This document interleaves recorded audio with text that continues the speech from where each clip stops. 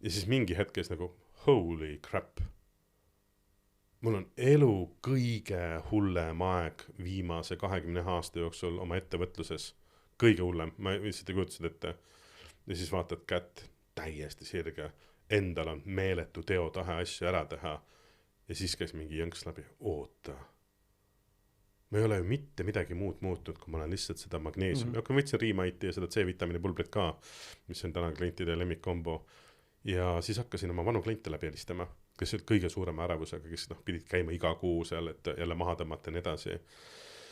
Ja mis me tegime oli siis, et jagasin tooteid, osad ostsid, osad jaganud niisama, masina peale nii hästi näha, käisime punktid läbi, kõik jumala paigast ära.